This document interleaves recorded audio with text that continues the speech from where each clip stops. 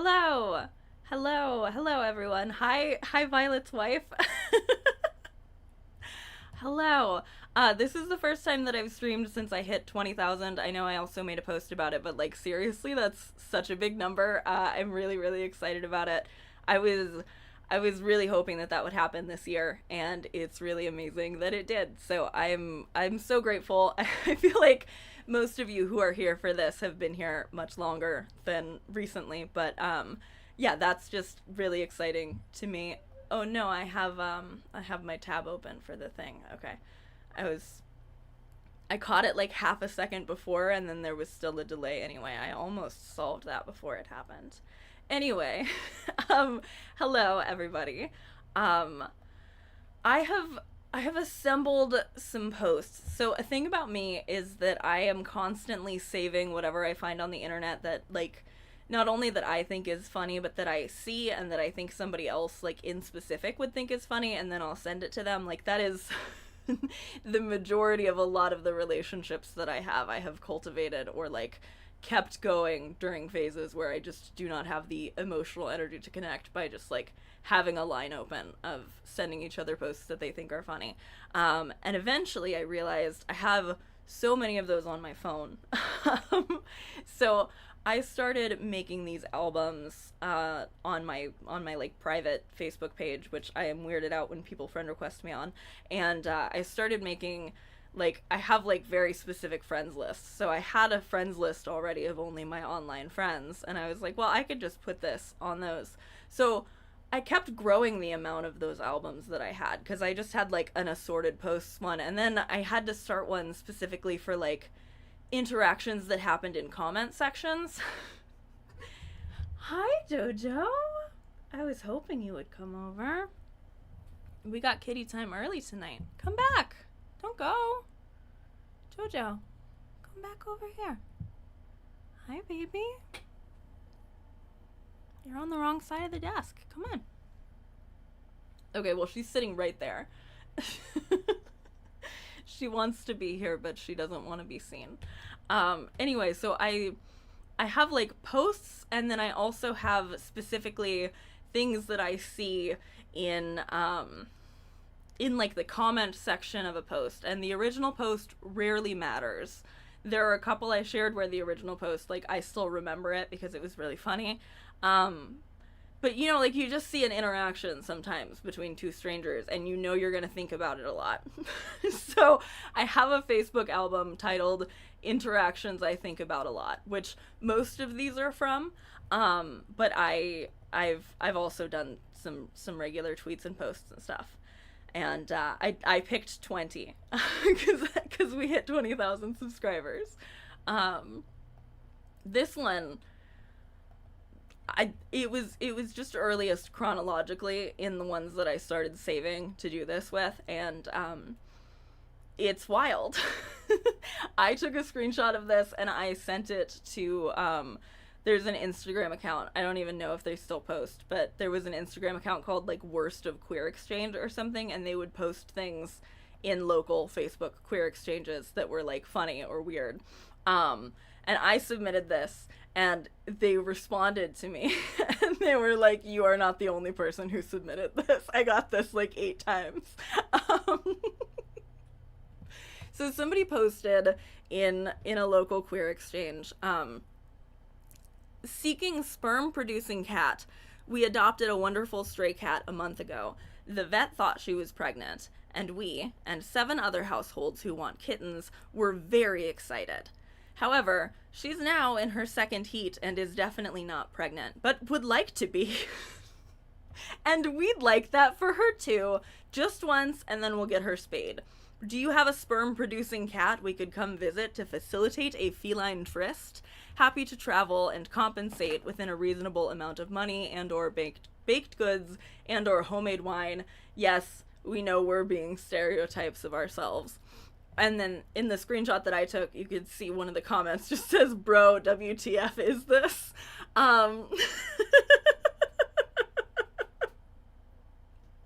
This post is wild. This post is so wild. I think about this post all the time. When I tell you even just the idea of a cat being in heat, my number one thought is, she's not pregnant, but would like to be. It has permanently altered my brain chemistry. I saw this post and like a new neural pathway formed, and it still gets action.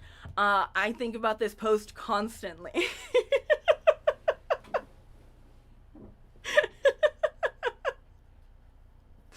I don't know if it happened. The mods took the post down because a lot of people were really, really roasting them for all of this.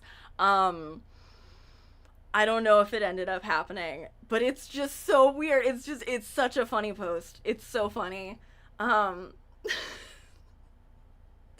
like, this is the only queer exchange post that I have on this, because I'm generally not even laughing at the queer exchange, but facilitate a feline tryst is just like, it's not just what they're asking for, but it's also the way that they word it.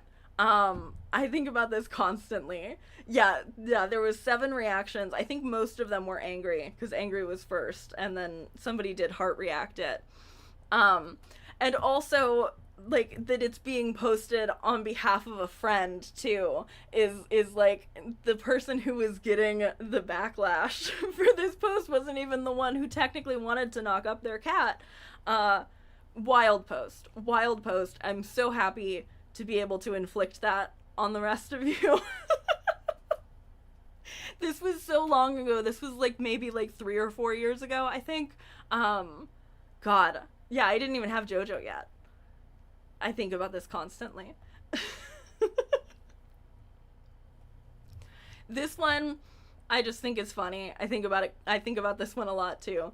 So somebody posted in an Animal Crossing Facebook group, what happens if villagers get sick? Peck got sick and I brought him medicine and he is better, but what if I didn't? I don't like him and hope he leaves, but I felt bad for a computer programmed bird, LOL. Which, like, totally valid question. I would probably Google it rather than posting it in a group, which I'm always fascinated by the things that people post in groups where I'm just like, you could Google that and you would have an answer quicker than somebody can respond. But at the time that I saw it, there was one comment and only one comment, and it said, unfortunately, they pass away after a few days. It's how you get the gravestone item. And I think that's really funny. I'm sure somebody ended up telling them that the villagers don't die, but that's extremely funny, if you play Animal Crossing at all. That's how I feel about Quora a lot. You could Google that. Right. People love to like get a specific, they want somebody to be able to answer them rather than like, maybe they think it's too impersonal. But like, if I wanted to know the answer to this question, which I think I did when I started playing Animal Crossing, I just would have looked it up and I would have found like a Wikia page or something. Okay, this one this one gets me a lot.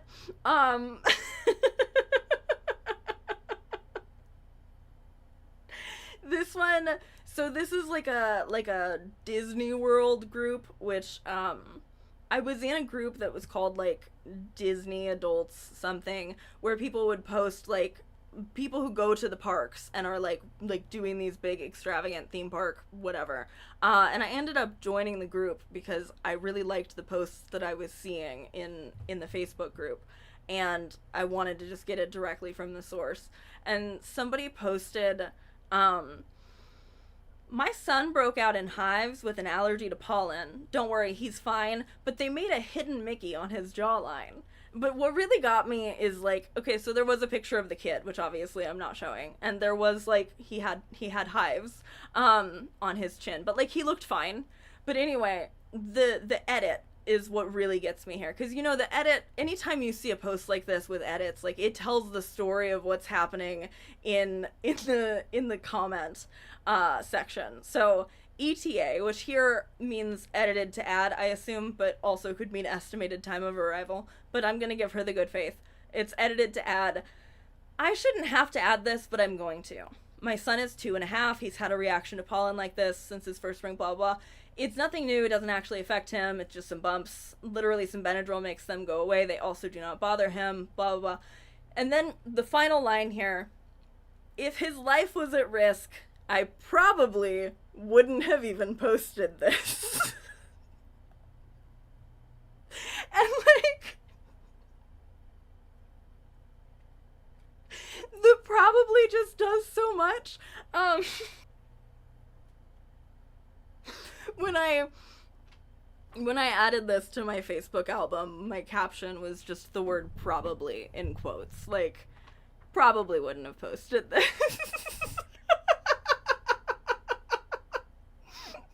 Really, really funny. That's the only Disney one. Oh wait, no, I'm so sorry. There was another Disney one. I lied. I just lied. I spread misinformation. So the second Disney one, which I think is the last one, but somebody said, suggestions for a Disney-inspired last name for when we get married soon. Thanks. And then, like, people were answering them. But this, like, long list, McDuck is the first one that they went with. And then the rest of them, like, Tremaine, Hook, Weaselton, which I guess is from Zootopia. I've never seen Zootopia. Robinson from Meet the Robinsons. A banger movie, by the way. I love Meet the Robinsons. Ratcliffe from Pocahontas. Porter from Tarzan. But, like, I posted it and I was like, you can't start answering this question with McDuck because you can only go downhill from McDuck. I really hope that this person who wanted a Disney-themed last name went with McDuck.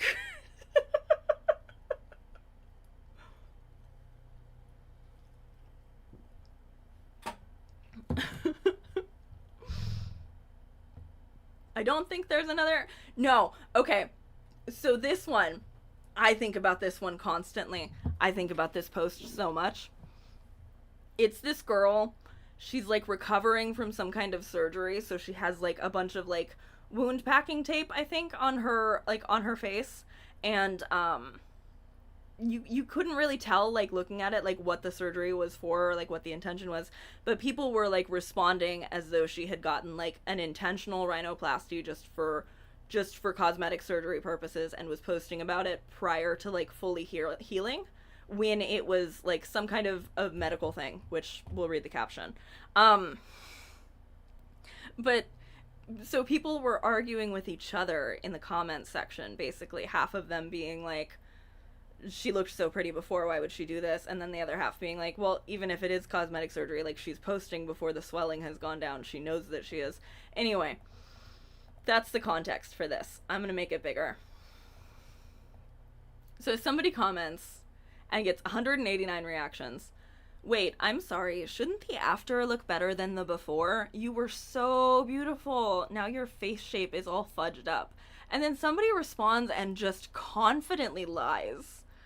She had surgery to correct the fact that she only had one nostril. I'm sure she breathes a lot easier now, and once the swelling goes down, she'll look just as beautiful. And, like, they're trying to defend her. They're... Yeah? Hi, baby. Hi, kitten. They're trying to defend her, but they're just actively lying. Like, they didn't know that because that wasn't true. And it got 229 interactions. But then the OP responds, I think it just looks like I have one. Oh my god, LOL, I have both nostrils.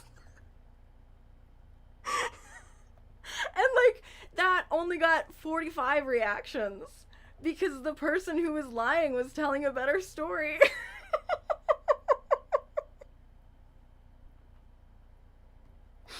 Like, and I watched the video a bunch of times. It did not look like she only had one nostril. Like, I don't understand where that person got that from.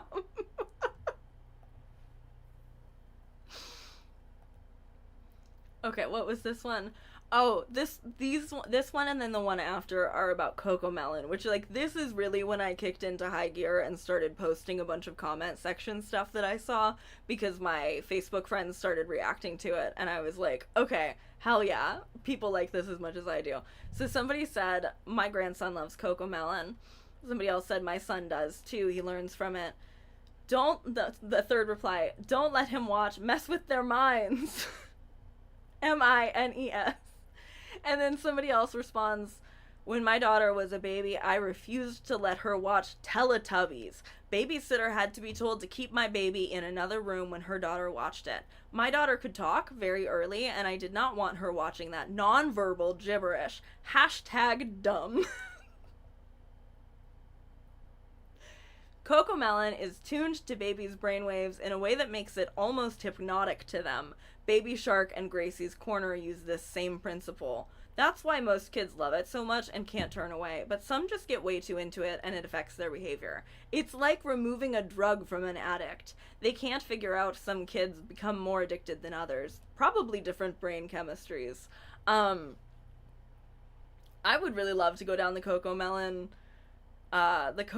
rabbit hole because like yeah, I don't think developmentally that's probably amazing, just in the same way that when I watch a bunch of YouTube shorts I'm like, oh, I can feel my attention span dying.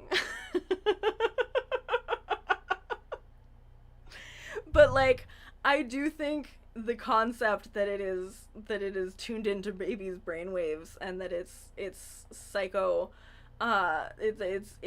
it's hypnotic and it's doing hypnosis. I feel like that's got to be a corner of the internet that I would be able to find where people would be talking about that, and I want to see what those conversations look like. This one, I think about this one a lot too. I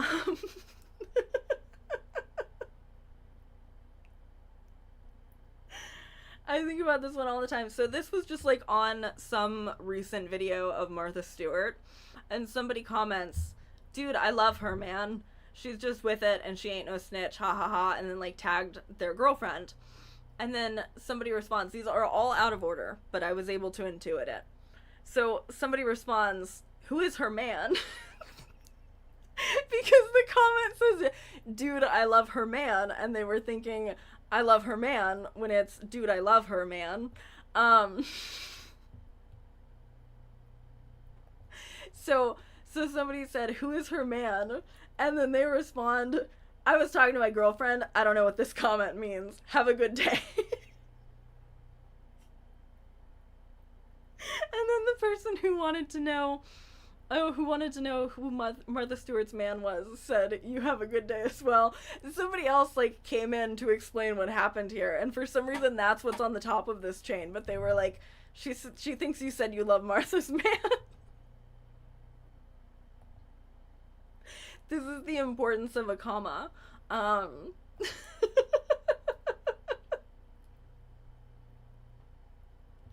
It's just, God, it makes me laugh. In a way, it's also kind of like, you know, I don't actually think that it's like, you know, this. I bet that this person's girlfriend did understand that was I love her, man, and not I love her, man. But like everything is so flattened in text. I just think about this a lot. Oh, this one too. I hope I didn't just bump my cord. I had to bring my foot up. So this was just like a short from like, I think like some nursing content creator or something. And it said, when your family member's nurse is getting out of pocket. And then the comments, somebody said, I guess I'm getting old because it seems like there's a new term I don't know every week. Out of pocket? Then somebody replies, it means you pay the fees yourself instead of insurance paying for it.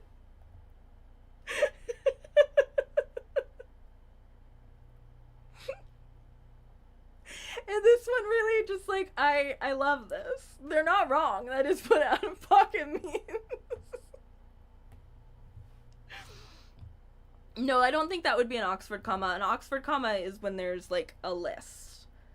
If you were saying three things, and you don't put the comma, you're not doing an Oxford comma, but an Oxford comma would be a comma before and. I love her, comma, man would just be a regular comma, but it is still commas being important. Anyway, I love this post. I love this kind of interaction on the internet, and I see it and I think about it forever after I see it.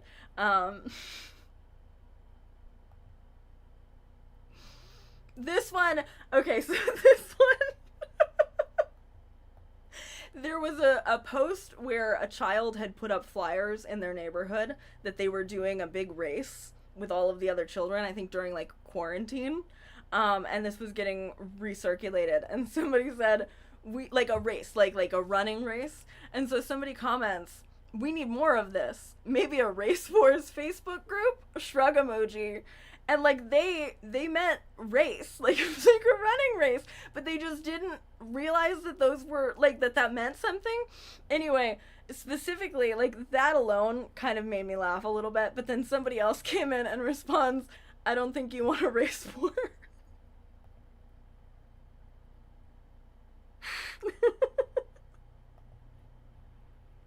Like, it's so funny. There was like there's no interaction on the first one, and then 11 likes and the second one. This one is really funny. So somebody found this Les Mis art on the side of the road, and they posted it in a secondhand finds group.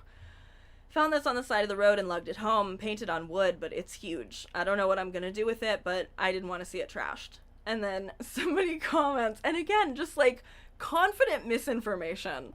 Donate it to a museum.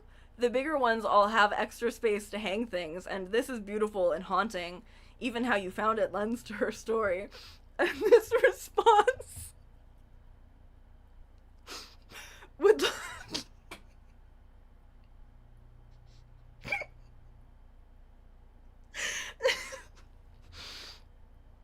would love to go to a museum that would accept and randomly exhibit some fan art of a musical.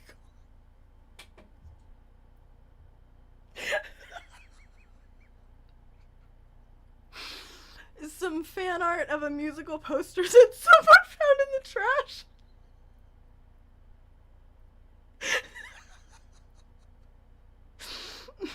But sadly, I don't think there are many or even any of those in most cities.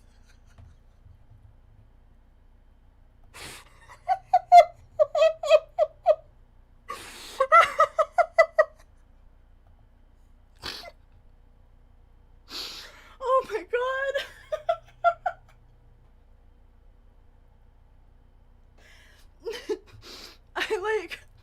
I saw this post and I made myself not actually read it because I was just like, oh, I remember this one, and I think it's funny. I want to react to that on live. But that was almost too much, I think, probably. Like, just the way that comment is phrased. It's so fucking good.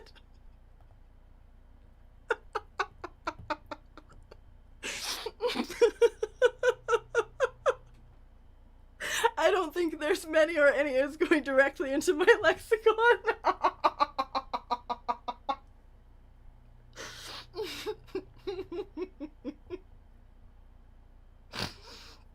I love this so much.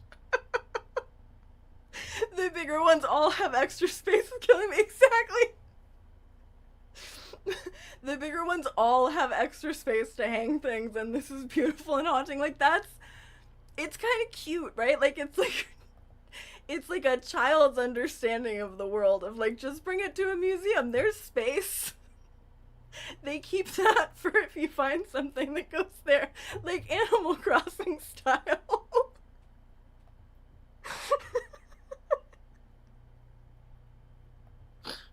Anyway, this is maybe my favorite post in the whole group. I think it's so funny.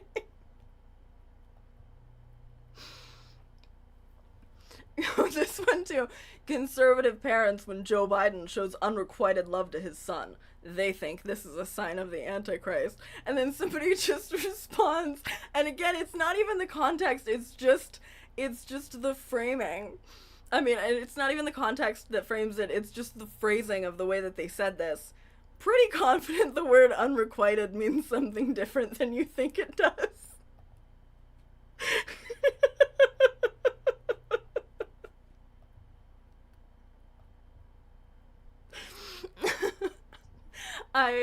I love the phrasing of that correction. And I think about it whenever somebody really confidently misuses a phrase. Pretty confident that means something different than you think it does. This one was actually very recent. Somebody, this is, which I think, so Jasmine Medusini did like a stream about this where she talked in part about this. I think maybe it was on her members stream though. I don't know. Anyway, I don't want to get into the whole thing, but I was looking at the comment section on the Swiftologist post about the Adam McIntyre thing, and somebody responds, "A hit dog yelps," and then somebody else tries to correct them and is really confident, and they say, "It's a hot dog will holler, oh my god."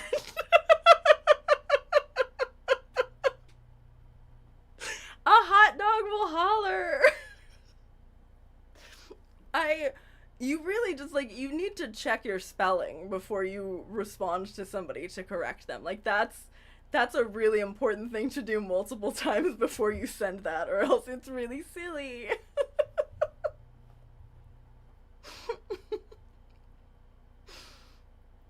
Okay, wait, which one was I on? Okay, this is an example of one that has been brought into my lexicon, which I'm sure if you've been here, especially when we were doing the Kirsty Flaw streams, you know. But this was the origin of that. Ain't no way God told Noah to put 2 small white dogs with shit in their eyes on the ark.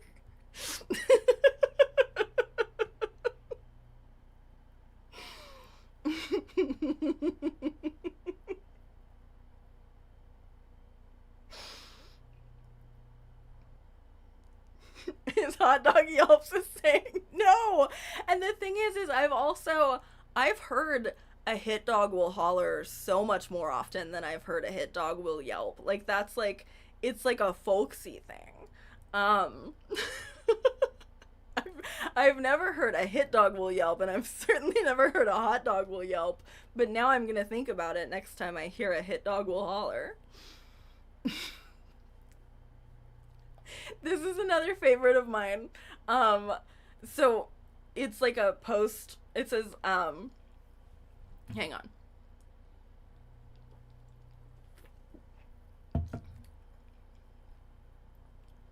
I love how obviously fake this quote is. So, okay, yeah, I need to read the actual post first. So, this is a a fake quote that gets circulated and attributed to Steve Irwin. "Crocodiles are easy. They try to kill and eat you. People are harder. Sometimes they pretend to be your friend first." And it's attributed to Steve Irwin, but he did not say this. So somebody retweeted it and said, "I love how obviously fake this quote is. Like, yes, of course the Jolly TV animal guy shared your passive-aggressive obsession with fake friends."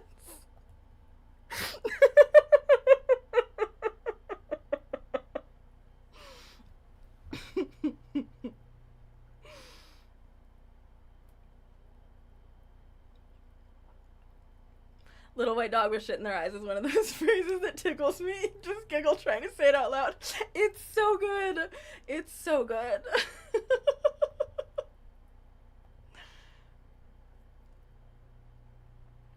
This post too, this is from 2023, so like I have broken out some vintages. Some of these are from even before I started making content. I think most of them are, actually. Anyway, "I didn't know Rose in Titanic was 17, so I thought that was a 19-year-old manic pixie dream boy. So I thought that a 19-year-old manic pixie dream boy was pursuing a classy 27-year-old lady this whole time. I also did not know Rose in Titanic was 17. I didn't know that. I didn't know that at all. So I do think about this post often. Oh, I didn't mean to do that. Let me get it back. Okay. This one too. Somebody had posted, start naming the variants after the women from Mambo number 5. I think about, like, coronavirus. And then somebody responds, and create conditions for misogyny to flourish. Well done. Well thought through, dickhead.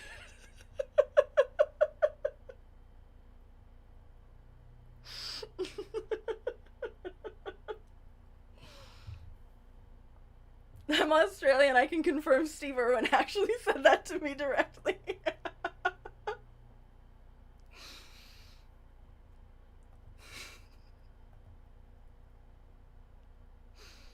This, I remember the context for this. This was on a thread about Paul from Paul and Morgan. He has ADHD, asshole, dickhead, humongous douche.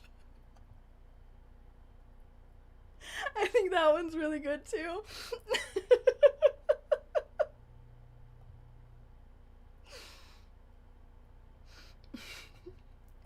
This is another post where, like, it has rewired it has rewired something, because I've had this thought before and I never said it to anybody, but I was like, wow, I don't have any original thoughts sometimes. When I was a kid, I thought the Bible was the longest book. Then I found out there's science fiction series with like 10 times as many pages. That's when I knew God wasn't real. I think about this one constantly. It is true about Paul. I don't like Paul. Pickleball Paul. I don't like him. And this one too. This is another one where this is the final one that I saved, because I wanted to do 20. This is something I say all the time, and I'm pretty sure I got it from here. Like, I can't imagine anywhere else I would have gotten it. I accidentally watched 30 minutes of a Breaking Bad episode at 1.5 speed. Didn't even realize. It was like, damn, these dudes are hauling ass today. And now, and I've done this on stream before, when I'm watching something fast, and I'm like, oh, are they hauling ass? It's because of this post. I love, like, the, it's so good. It's so good. I love when people have seen that post and they know what I'm talking about. Anyway, I wanted to do a mix of, like, some posts I think other people have probably seen, and also just things that happened randomly in a comment section somewhere and would never have gotten any attention, that just live permanently inside of my memory. So, I was just thinking that when they said that they were Australian, I was like, I think I have a lot of Australian viewers, especially in the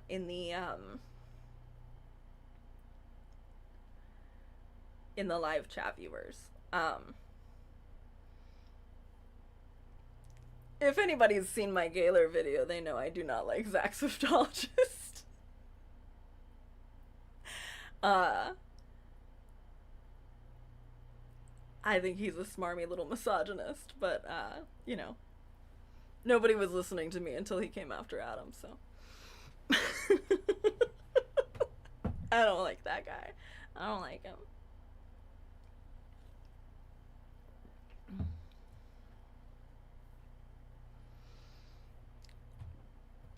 But I have not dug deeply into the sombr situation. I did watch Adam's videos about it. I think I watched somebody else's. I watched Swell Entertainment. Amanda Swell Entertainment did a video about sombr. Kind of going over, like, what was said in, like, a TikTok that went viral where somebody was criticizing his concert. I might get this wrong. I might get some of this wrong. I'm not deeply studied in this, but I have watched a couple of videos. This was not my plan to talk about tonight, but so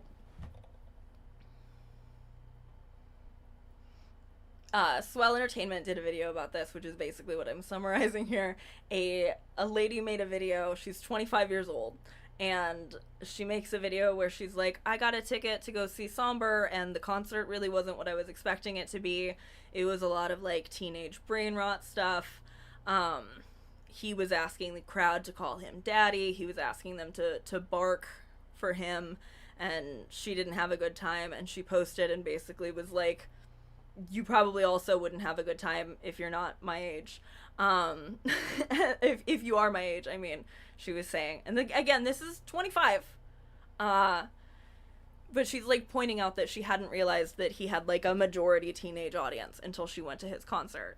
And then Sombr responded and was like, why is this 25-year-old coming after me, basically?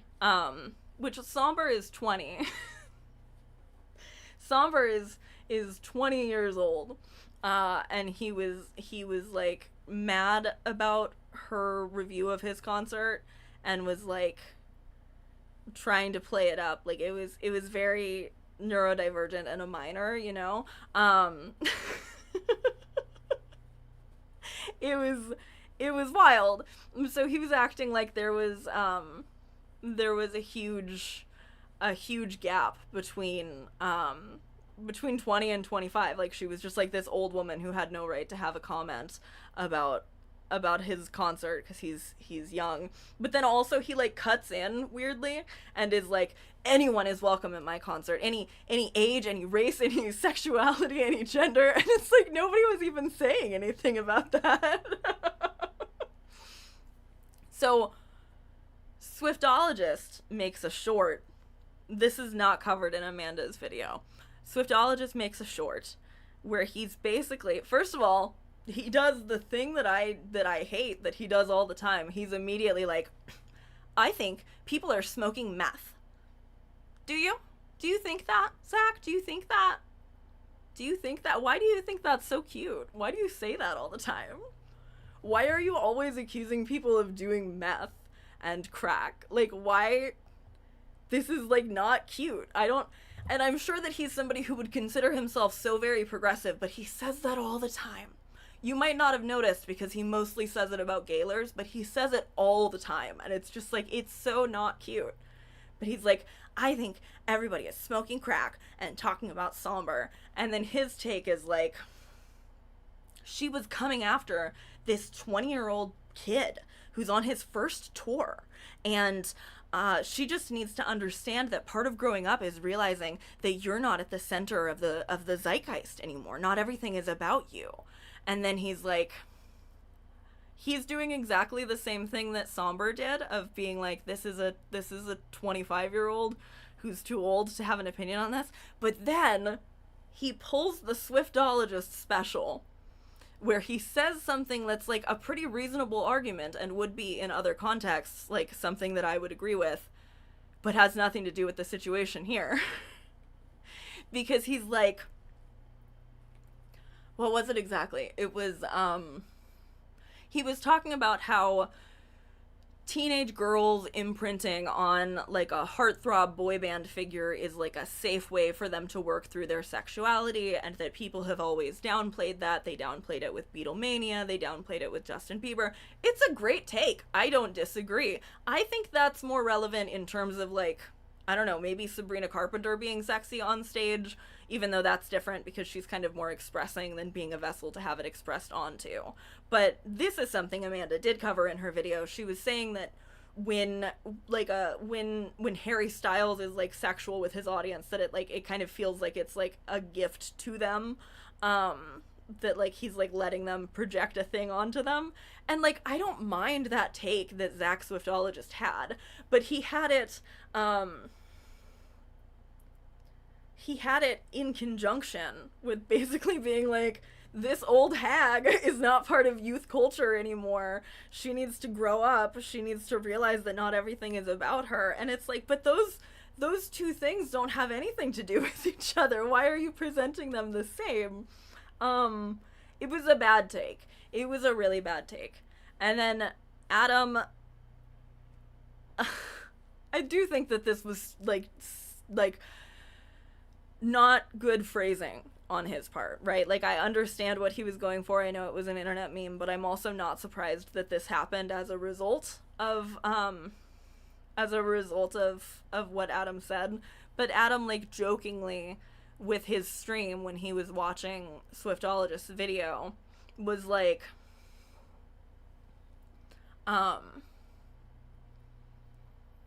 he jokingly was like, I'm gonna start a conspiracy. Is this paid?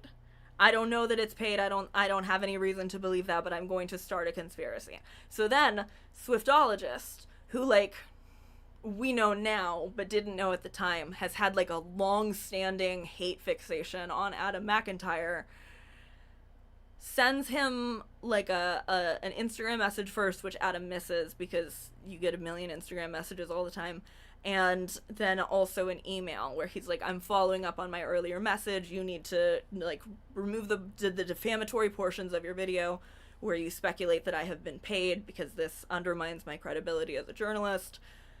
And so Adam makes a video about it, which, like, if Swiftologist did not predict that that was what was going to happen when he escalated this situation, then I need to have an even lower estimation of his intelligence than I already did. Like, how did you not? That's the most predictable possible thing to happen, is that you send a threatening email to a drama YouTuber and they do a live stream about it and then they post a video. Like, that was so clearly what the sequence of events was going to be. But Swiftologist was asking for, like, a retraction of Adam defaming him by having reckless defamation, whatever, from saying he's going to start a conspiracy.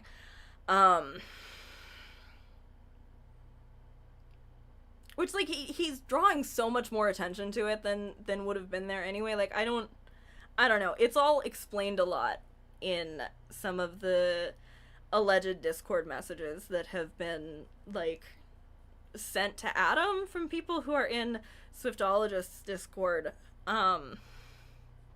where, like, from back when the Colleen Ballinger thing was really popping off a couple summers ago, he had commented in his Discord, and these are the source of this is that they're screenshots, but, like, I don't know, I believe it because this guy's mean. He's like, this guy Adam McIntyre is a total fucking loser, and we as a society have completely lost touch of what grooming is. And people have sent that to Adam, which, like, I don't, again, in terms of, like, he should have known that sending an email to a drama channel was going to get a video made about it.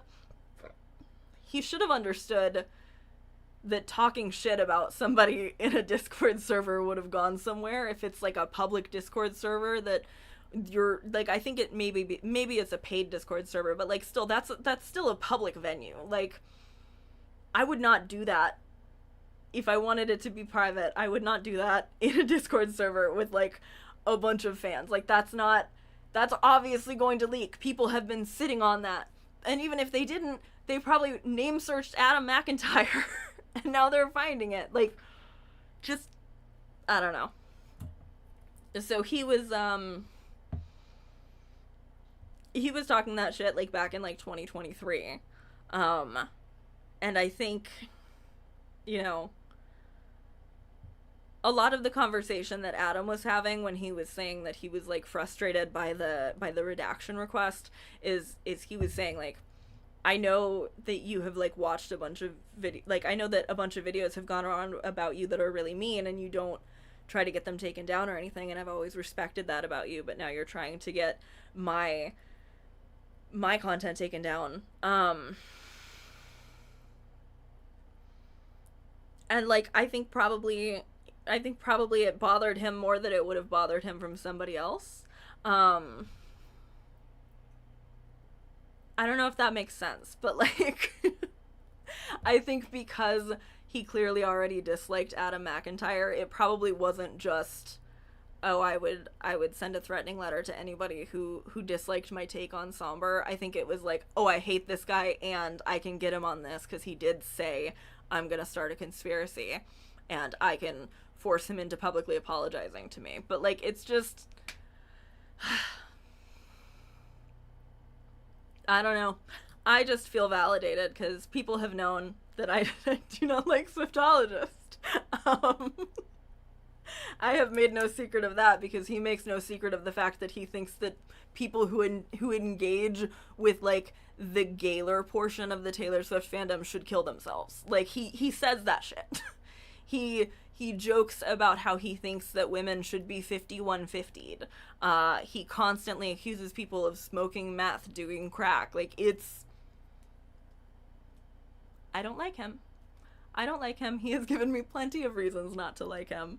And my reasons for not liking him are not nearly as petty as not liking that the word grooming is applied to a situation where Colleen Ballinger was grooming children. And yeah, he does.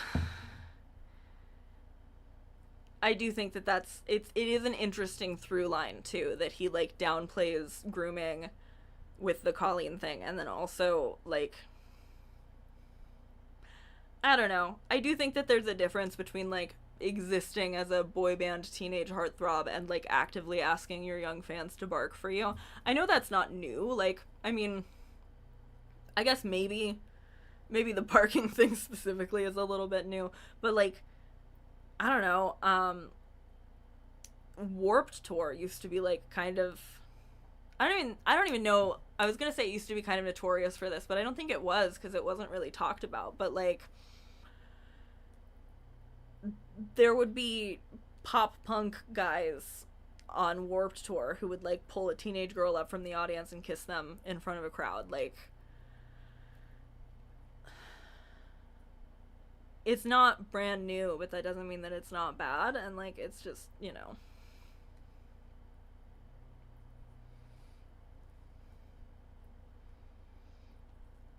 Oh, 5150 is involuntary psychiatric institutionalization. Which, like, again, I don't care how many times you pretend like you're pointing out sexism in specific circumstances where you're defending a fave or something. Like, if you think it's funny and cute to joke about institutionalizing women, like, anybody takes this guy seriously.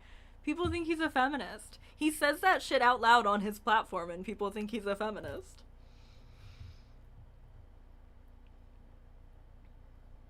Honestly, recently I've come to the conclusion that all fan content is a form of folklore/group storytelling. I think it's unnecessarily limiting to queer imagination. I don't know if you've seen my most recent video about Taylor Swift, but I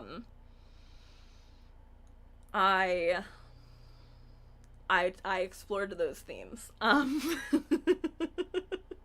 explored those themes. It made some people really mad at me, but I explored those themes. Because a lot of people were like, but you're trying to out people and this and this and this, and it's like, everybody is projecting their narratives onto Taylor Swift all the time. And when you are obsessively hateful towards the people who are projecting a queer narrative onto it, I feel like it tells me a lot about things that you maybe wouldn't say out loud about queer women, but are kind of thinking.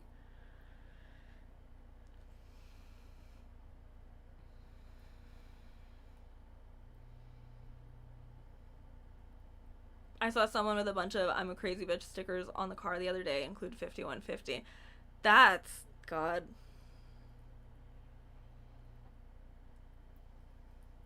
Yeah, I'm sorry, Ellie. It's I just can't imagine thinking that that would be cute. Like, again, it's like the thing where people say math because they think that's funny and cute, which somebody tried one time to like call me out for something because I implied that Fletcher might be bisexual. I mean, not that Fletcher might be bisexual, sorry, Fletcher was bisexual. I implied that that there might be like gender things going on for the people who I talked about in my biphobia video over the summer. And somebody like tried to call me out, and they were like, I don't know what kind of math. And I was like, you do not get to call me out and pretend like you have some kind of like state of moral superiority over me when you are using the term math. Like, no level of speculation bad is going to outweigh the fact that you are accusing, not only are you like accusing me of doing drugs to insult me, but you are also dehumanizing people who use drugs and saying that their opinions are inherently valueless. Like, call me stupid. Just call me stupid. Call me stupid. That's fine. I mean, I don't love it, but like, the amount that you are telling on yourself when you go out of your way to dehumanize a group that has nothing to do with the conversation at hand, just as a way to put down somebody that you're mad at. Like, and again, once you see it, it's hard to unsee, because I feel like I've consumed relatively little swiftologist content, yet that kind of shit is present in so much of it.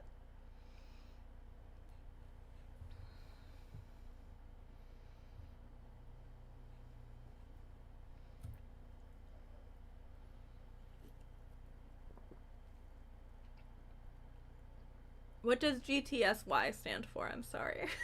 I don't know.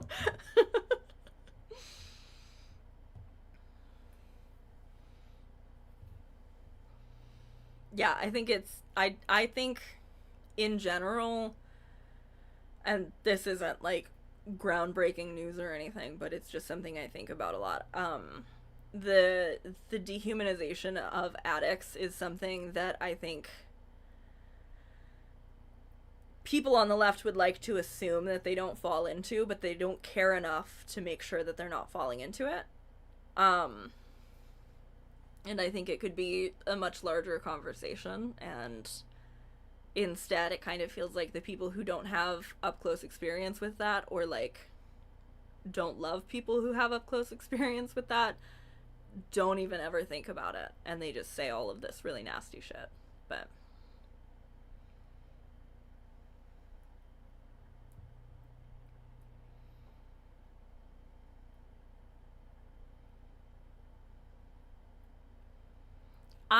I'm so happy for Dan and Phil.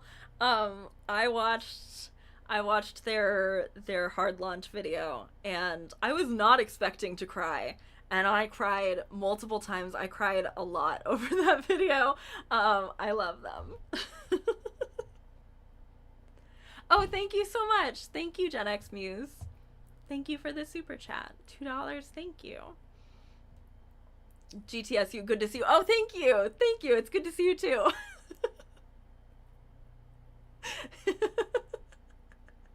Get that shit, idiot. Why must we close doors so hard? Do we have to? Must we? Anyway, I had seen very little Dan and Phil content. I had seen like just a tiny bit of them when I was a teenager, but mostly I was aware of them because I followed a bunch of teen girls who were very, very into Dan and Phil, and specifically very into shipping them. And so I was always like kind of back burner aware of that, and I was always like, I mean, they're probably right. And the fangirlies were very right. I mean, they did do some things that sound really awful to have to experience, but by and large, I think the fangirlies, they had picked up onto it. But I hadn't like ever really like gotten super invested in them, and I knew that they had both come out as being gay, which I was like, that's nice, good for them. But I also knew that they probably were not, like, they hadn't confirmed it, and that they seemed like they didn't want to confirm it. But by the time I realized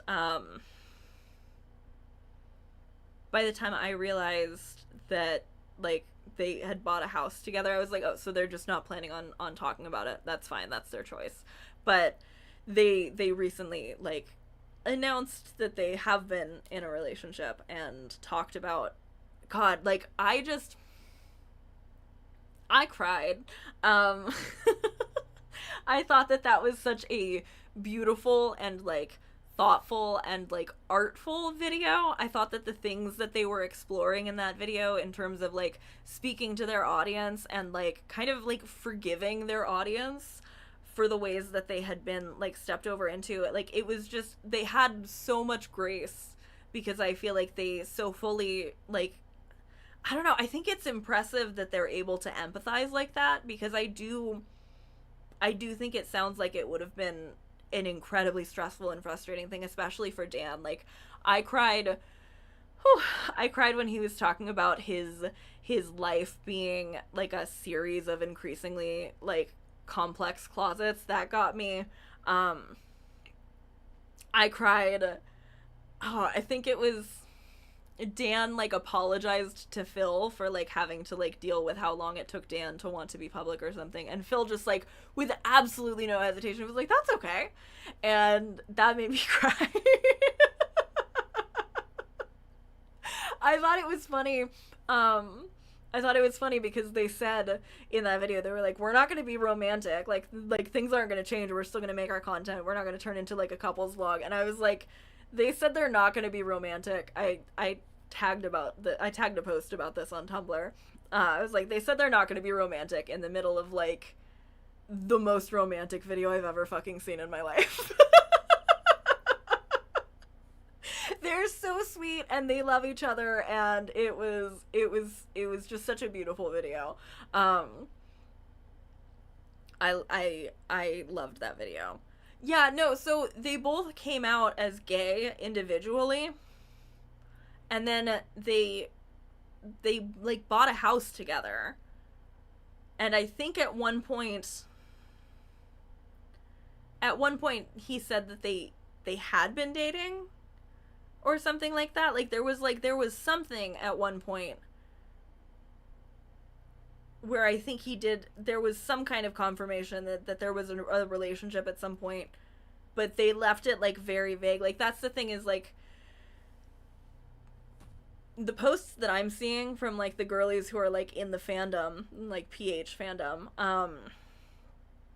or like, it's not a surprise that it's real, but it's a surprise that they're like actually willing to talk about it. And the way that they talked about it was just like, it was very sweet. Because I can really imagine just being like, no, fuck you, you don't get any of this. That's what it was. It was the soulmate thing. Yes. Yeah, you're right. You're right, Lily. In Dan's coming out video, he referred to Phil as his soulmate, but kind of glossed over it. And we as a fandom had started to chill the hell out, so we left it alone. Yes, I think that's what it was. I think it was, he said soulmate. And then it was like, that's ambiguous enough too. Like, they've been like content partners for so long too. Yeah, I've watched a couple of their videos since then, which is funny because like I hadn't really dug into them before. I have seen both of their coming out videos because that's like YouTube history, I feel like, and so is the hard launch. Hi, Allie. Hello, Allie. Welcome. I already went through all my posts. I was talking about the sombr thing, and then now we're talking about Dan and Phil. It's so funny. I still follow somebody on Tumblr who I've followed like since I was a teenager, since we were both teenagers, and their URL is like it's like Amazing Phil, but it's just spelled slightly differently, which was like a very big Tumblr thing. And I found out about the hard launch because they were posting and they were like, oh my god, I'm at work, I'm leaving work, I can't focus, what the fuck? And I was like, wait, are they posting about Dan and Phil, or are they posting about something else? And I like clicked and I scrolled, and I was like, wait, no, this is tagged DNP, this is about Dan and Phil. So I ran to YouTube and I was like, Dan and Phil. Yeah, that was wild. That was very cool. And I do think in general, like, I'm sorry to everybody who loved to use Dan and Phil as a rhetorical pawn to try to tell me how problematic I was for my Gaylors are fine actually video, but Dan and Phil are fine with RPF, so sorry. Turns out I'm correct. Like, so many people were like, you need to think about Dan and Phil. You need to think about Chris Colfer. And I'm like, I'm talking about a very different thing than anything that people were pulling out of their pocket to try to compare queer readings of Taylor Swift lyrics to. But whatever. I think every chronically online gay person had a heart attack when we heard. I have unfortunately overestimated how online some of the people who I've tried to share that news with are. I sent it to someone and they were like, I have no idea who this is, but I'm happy for you. And I was like, oh, this is where the 10-year age gap between me and many of my friends fails me. The vibe was like kind of open secret within the fandom, basically. Yeah, and I think that's like it's so well explained in their video.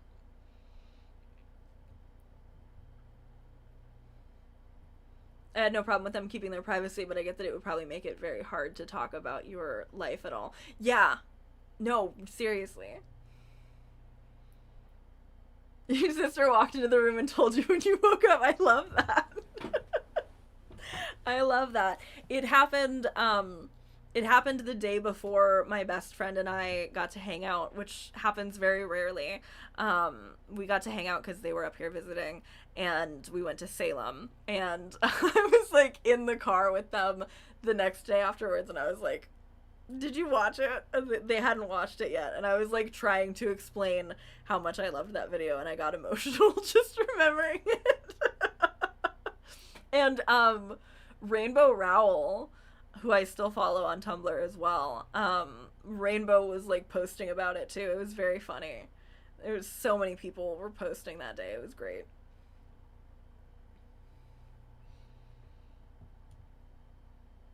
I was in the yaoi corner of the internet. It's weird that there was a whole gay section of YouTube that I missed out on growing up. Right. YouTube is so big, though. Like, there are so many people who pop up who I just, like, I swear I've never even heard of before, but apparently everybody else heard of them. Everybody else knew them. I don't think that it's even possible that I had heard about Raw Beauty Christie. Like, that's not a real person. And then all of a sudden everybody was talking about her. And everybody had known about her for forever. And I was like, well, I don't know where I was. I don't know where I was the first time around, back when everybody liked Raw Beauty Christie. I heard about her for the first time with, like, the homeschool thing, when Mika's Rhetoric made a video about that. I had watched some YouTube for a while too. This is part of why my range on popular YouTubers is so narrowed. I mean, I used to watch a lot of like vlog content, but it was specifically people who had kind of like, and I feel like this explains a lot about me. But it was people who had like branched off of like the Vlog Brothers, like John and Hank Green.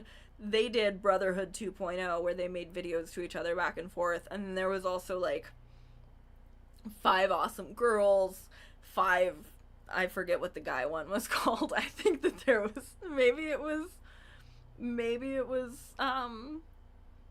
5 Awesome Guys, because Nerd Fighter thing was always awesome. But, I watched all of the 5 Awesome Girls, which was, like, Haley G. Hoover, adore. I loved Haley G. Hoover, Christina Horner. I can't remember. There were other ones, but I can't remember. Those two were my favorite. But Haley G. Hoover was dating somebody who was like a groomer and a predator, and was like being groomed and predated on by them. And that came out around the same time as it came out that Christina Horner's boyfriend at the time, Luke Conrad, was like a big piece of shit. And Narimon is another guy I used to watch who was like called out as being an abusive partner to Carrie Hope Fletcher. Is that her name? Did I just say the name of somebody else? the cute girl with like the really, really curly hair. Is her name Carrie Hope Fletcher? Yes, I was right.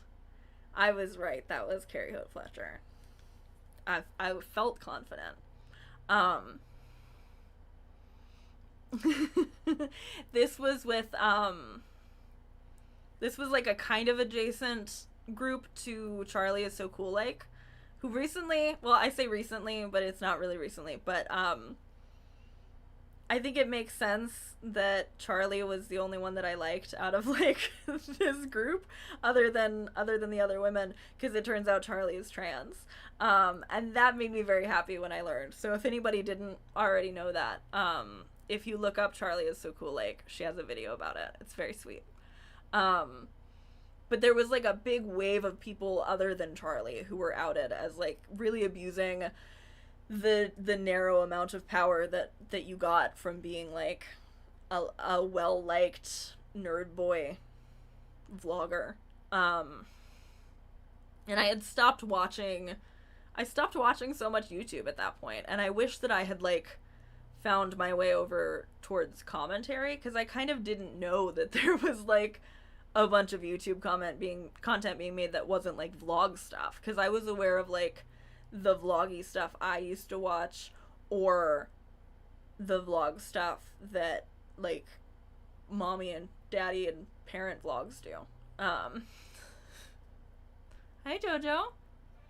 Yeah? Come here. I want to see you. No? Okay.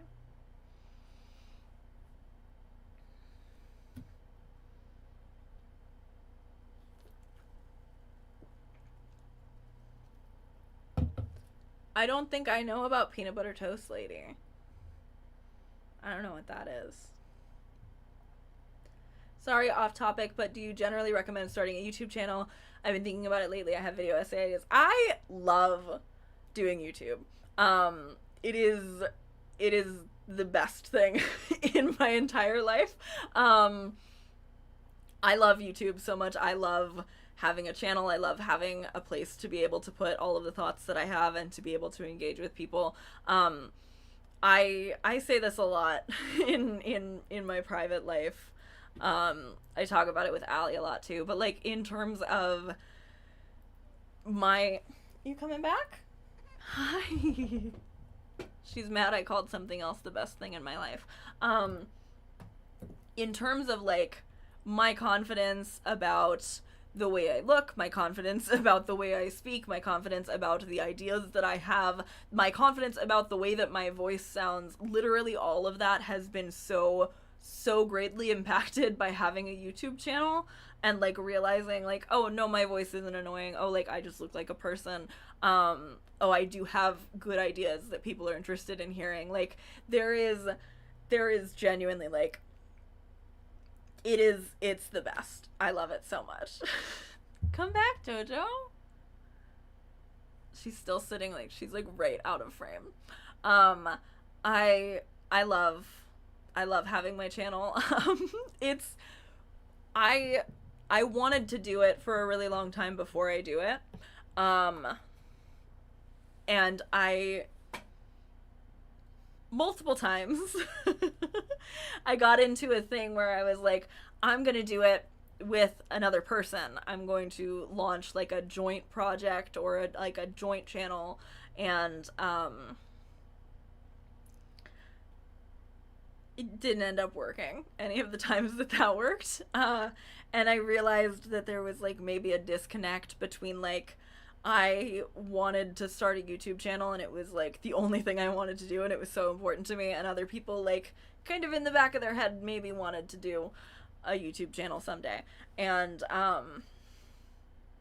once it got to the point where like feeling like I was waiting for other people to catch up with me and be ready to work on something together was super unbearable, because I just wanted to be working on stuff and doing stuff. I started doing it myself, and that was the best. That was the best decision I could have made, especially because like I'm making enough to kind of sort of support myself, and if I had to share that with somebody, I would definitely not be. So that's like also a good reason, but also like I just feel like it would have been a much harder sell if I was half of a joint project. I like having this where it's like just me, but very, very early videos, the channel name wasn't Okie Dokie. It was me and somebody else. Anyway, I love making videos. I love working on videos. I love talking to other people who make videos. I really want to make content that connects things people see as more important or interesting to craft and textile history in the context of queerness and feminism. That sounds awesome. That sounds really cool. I love that.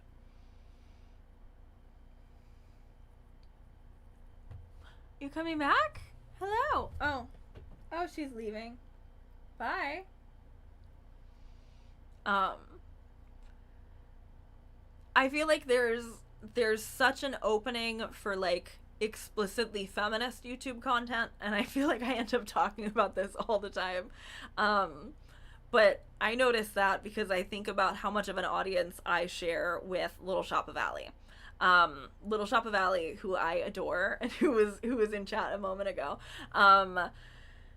Little Shop of Ali also makes these like intersectional feminist videos, and she's amazing and I love her. And I will constantly I will scroll her comment section when she uploads, and I'll see these familiar names from my comment section, and she'll look at my comments and she'll recognize people from her comments. And that's also why I always say, if you like what I'm doing, you check out Little Shop of Ali, because you're gonna like what she's doing too. But I think it also points to like people are really thirsty for this kind of thing. People really want to have spaces to be able to have these conversations, and I think that there's a good, you know, it's not like the ground floor. I'm not breaking new ground or anything by talking about feminism on YouTube, but I am I feel like I'm part of another wave. Like I feel like there's space to be made and there's space to be carved out, and that the more that we carve that space out and the more people who are making the kind of content that we need, then we can fight back a little bit more against the algorithms, because instead of constantly watching whatever the algorithm shoots to you next, you have like a network of voices who you actually trust and who are uploading. Yeah, me, Ali, and Jasmine's comments. Yes. I love Jasmine Medusny. And then I saw in I had shared Schmouter's video about Blake Lively, and when I was commenting, when I was looking at the comments, I was like, I see people from my from my comments. There's a strong contingent of people who will engage with like whatever about the Blake Lively Justin Baldoni thing, and like they'll engage really heavily on my content about that, I mean, and then I was unsurprised to see them in that. Love Schmouter.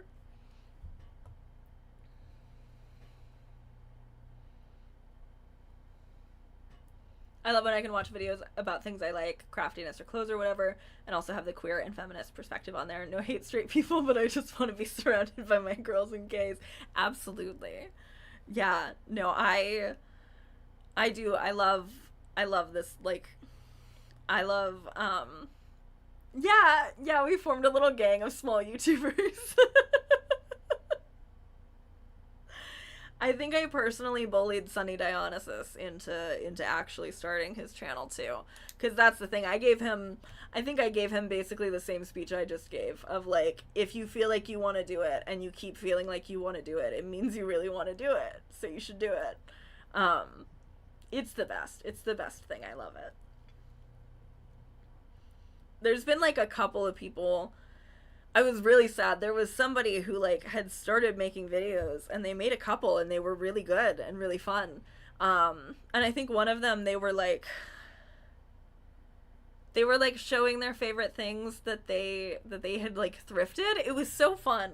And then they eventually decided that they didn't want to do it, and they took their videos down. And I have always been a little bit sad about that, because I was like, oh, this is somebody who I very much would have continued to watch forever. I feel like a raccoon scurrying away with a rare gem every time I find a channel like yours. Thank you. That's so sweet.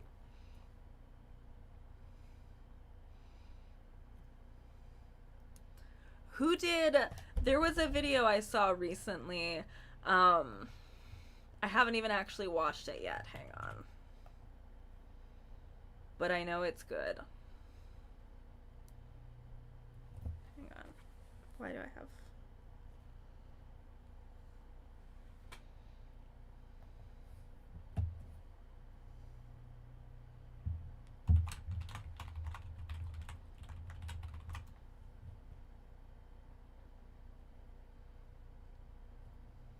This. It's been on my like to watch list, but I have not watched it. But this looks incredible. It looks so far up my alley. It's called Clothing as Control in The Handmaid's Tale and The Hunger Games, Dressed to be Oppressed by Cinematire by Samantha Ray. I'm so excited to watch this. I'm so excited to watch it that I haven't started watching it yet, because I feel like I need to dedicate my full attention to it, which might sound ridiculous, but that is how I get when I get too excited about a YouTube video. I need to like lock in and watch it with somebody else. But this looks really good. I love stuff like that. Why did I put myself in the attic? I don't know. I meant to put myself back here, but I did see that recently, and that looks really, really good. Allie definitely hesitated for a while and kind of wish I'd started my channel earlier, so I advise people just go for it. That's the thing. I will see, you know, we just went over all of the shit that I used to post on Facebook. But I would spend a bunch of time on Facebook, and every so often my memories roll around, and I will see these things that I posted that are like really thoughtful and drawn out, and that I totally could have made into video essays if I knew that I was allowed to do that yet. Like that's kind of, it's what I do with a lot of the thoughts that I think these days, is like I need to have somewhere to put them, so I get to kind of like mold them into a video, and then that's at least like on a shelf and I can kind of move on. And I feel like otherwise I just will ruminate forever. So that's another reason why I love making videos. It's great.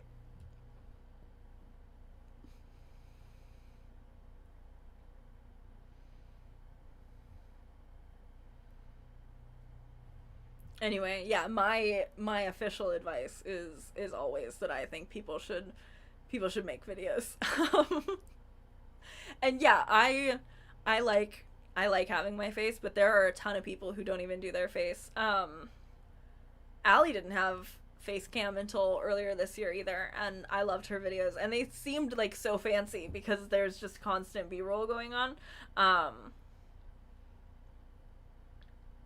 Oh, good night, Sunny. Yeah, I have no idea what Jay Aubrey looks like. I think you're right. I think you're right. Jay Aubrey does not show their face. Yeah, or you could do like when they have like the little animated thing. But it's just fun. It's fun to write things down and get to say them out loud and get to make videos and get to see what people think of them. It's the best. I love making videos. All right. Just draw a furry and that's you now. It's hard finding good B-roll sometimes. I'm shocked I was able to do that. Me too, dude. But you were really clever because you do the Sims. You would like recreate things in the Sims and use the Sims in your B-roll. I always loved that. I thought that was so clever. Because it's hard. I sometimes, when I'm not feeling great, or like when it's an inconvenient time for me to like put on makeup and actually film, I will record bits and pieces of a video, just audio, and then I'll be like, I could just put B-roll over it, and then it takes me so long to come up with good B-roll. But it is worth it to be able to get portions of the video done.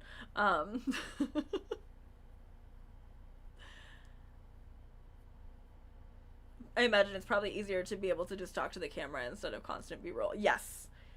Yeah, it's I have to script sometimes, and like and know as I'm scripting what I'm going to put on screen for what, or else I try to do it with my face because I feel like it's hard. It's hard. I do sometimes use like footage of me playing with my cat. That's also fun. I feel like you could go really far on that concept.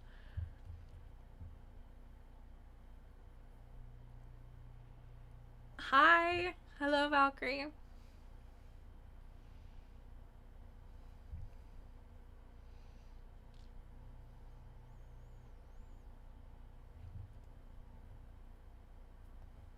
Jojo, you want to come back? She's just watching me from the bed. Especially with movie reviews, because copyright claims. Yes. Oh my god. I remember when I was making my like big Lizzie Bennet Diaries video, I was so sure that it would be fine that I used clips from Pride and Prejudice, but then they claimed the shit out of me, and I was like, you know what? I'm not even monetized anyway, it doesn't matter. Which it didn't, because nobody watches that video. It was fun to work on, though.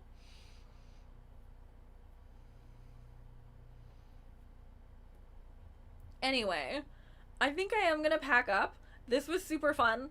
I love streaming. We have a Google form that I keep forgetting to plug that I want to do. I want to do a tier ranking stream at some point where I'm gonna do.